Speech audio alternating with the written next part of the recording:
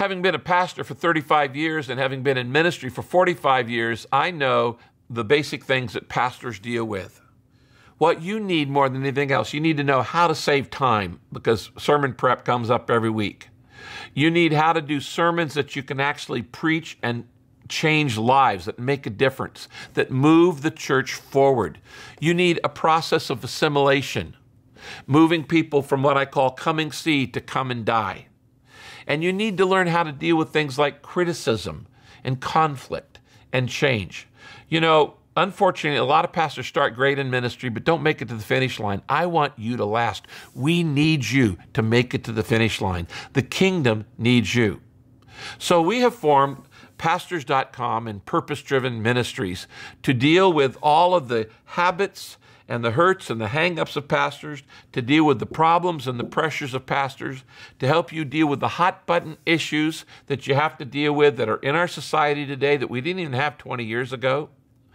And then, more recently, God has led me to start teaching on how to help pastors break through a plateau. For many, many years, Saddleback's focus was on planting new churches. And we started planting churches in 1980, long before church planting became cool. In fact, we made a commitment to plant one new church a year. So the first year of Saddleback, 1980, we planted our first daughter church. The second year, we planted our second daughter church. The third year, we planted 3 churches. One year, in the 1990s, we planted 17 churches. And we've always been at the forefront of planting churches. But something happened a couple years ago. When my son Matthew died, I took 4 months off in a grief sabbatical, and I spent 12 months a day alone with God. And in that time alone with God, I just listened. Now, you can't spend that much time with God privately and it not change your life. Now, unfortunately, I still have the same personality, same weaknesses, but I'm not the same guy on the inside. And one of the things God said to me is, I want you to spend the next stage of your ministry giving hope to people, specifically to 4 different groups. And God said, I want you to give hope to tired pastors. God said, I want you to give hope to plateaued churches. I want you to give hope to people who are struggling with mental illness.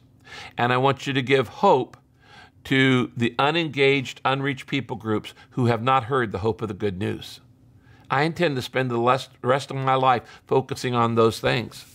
If you fit in any of those categories, your church has been plateaued, or you felt a little tired and discouraged, I want to help you. You know, a lot of times people say, I'm the only one with vision in my church. Nobody else is on board, and nobody has captured that. I can teach you. I can teach you how to grow a church. I can't teach you how to grow it fast. It took me 35 years. But I can teach you how to build a healthy church.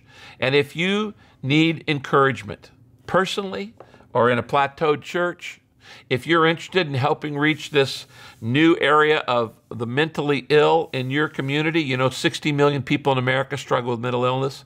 And if you're interested in helping take the gospel to the final frontier, we're on the same team, we're on the same page, and I want to help you. You pray for me, and I'll pray for you. And in the days ahead, we're going to give you conferences, classes, campaigns, curriculum, and how to start cell groups. All of these 5 things to build the body of Christ. That's what Pastors.com is all about, and that's what Purpose-Driven Ministries is all about. God bless you.